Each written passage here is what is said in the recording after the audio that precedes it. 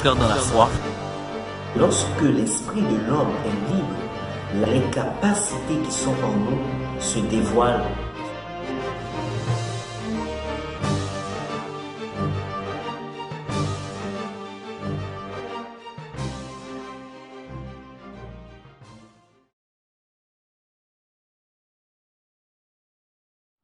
Que la paix et la grâce de Dieu soient avec vous.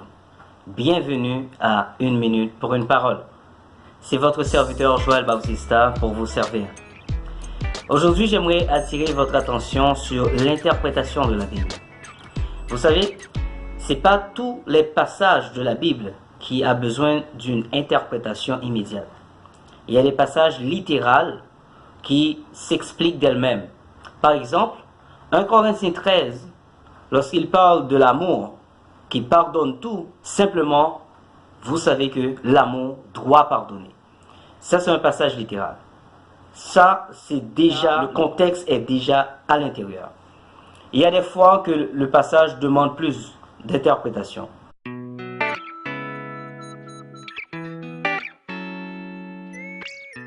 Un autre exemple auquel nous allons tirer notre sujet d'aujourd'hui se trouve dans Genèse 2, versets 22, 23, 24, que Jésus lui-même reprendra dans Matthieu 19, verset 5, lorsque les pharisiens lui demandaient est-ce que l'homme pouvait répudier sa femme, et il a répondu « L'homme quittera son père et sa mère et s'attachera à sa femme ».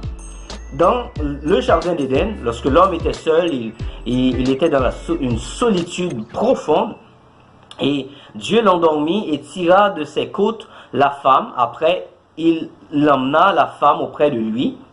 Et l'homme regarda, et le verset 23 dit, et l'homme dit, voici cette fois celle qui est os de mes os, que je peux toucher, parce que c'était visible, et chair de ma chair, encore palpable, qui est dans le monde invisible et non dans le monde invisible. On l'appellera femme parce qu'elle a été prise de l'homme. Et le verset 24, Dieu dit, c'est pourquoi l'homme quittera son père et sa mère et s'attachera à sa femme. J'attire votre attention sur le verbe attacher. En grec, le verbe attacher veut dire proskolao.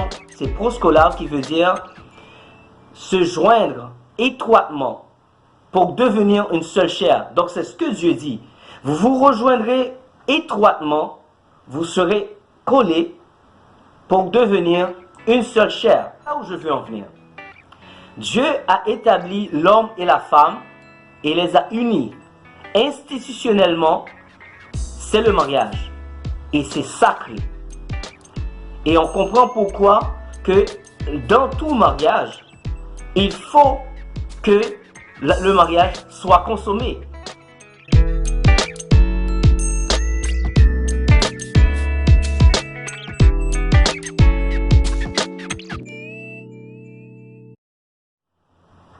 Donc, si vous dormez et que vous voyez votre femme vous approcher dans un rêve, ou vous voyez votre mari vous approcher dans un rêve pour rentrer en intimité avec vous et avoir des relations sexuelles, il faut repousser cette personne, ou je peux dire ce démon. Il faut le chasser, parce que Dieu ne vous a pas établi pour avoir des relations sexuelles dans le sommeil. C'est pas un fantasme. Vous ne devez pas avoir des relations sexuelles dans le sommeil. Parce que le sommeil n'est pas fait pour les relations sexuelles. Comment comprenez-vous que vous êtes palpable, vous êtes visible, vous êtes dans la réalité, et que vous avez votre femme, vous avez votre mari à côté de vous, et au lieu de faire l'amour avec elle ou lui qui est à côté de vous, vous attendez que vous vous endormez pour avoir des relations sexuelles avec lui? C'est une stratégie que l'ennemi utilise et que je dénonce dans le nom de Jésus-Christ. Je la dénonce dans le nom de Jésus-Christ. Je déclare dans le nom de Jésus-Christ que vos yeux s'ouvrent, que vous compreniez que toute personne que ça pourrait peut-être arriver, rebroussez chemin, demandez à Dieu la force, chassez et annulez ce rêve. Refusez de rencontrer votre femme.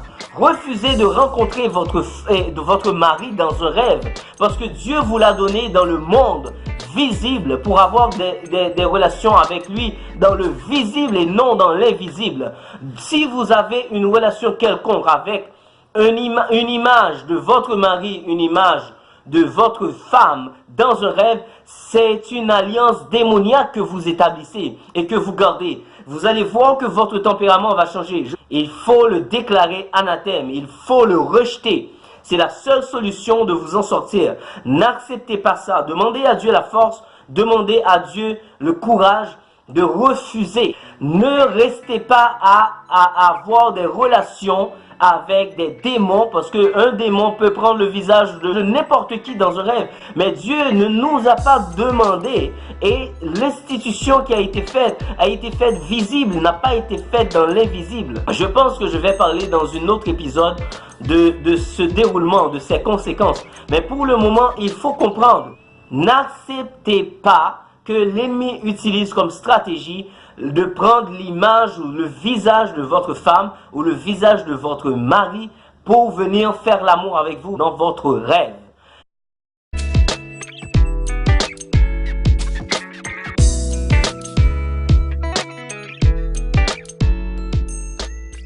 Souhaite dans le nom de Jésus-Christ que votre âme a été édifiée et que vous avez compris dans Genèse 2 verset 23 lorsque l'homme dit « Cette fois-ci, voici l'os de mes os et la chair de ma chair », que vous compreniez que vous êtes important pour votre mari, que vous êtes important pour votre femme et que Dieu a institutionnalisé le mariage dans le visible et non dans l'invisible. Donc tout ce qui est consommé dans l'invisible ne vient pas de Dieu et c'est une alliance démoniaque.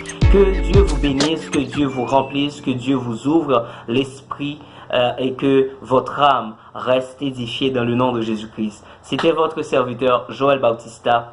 À la prochaine.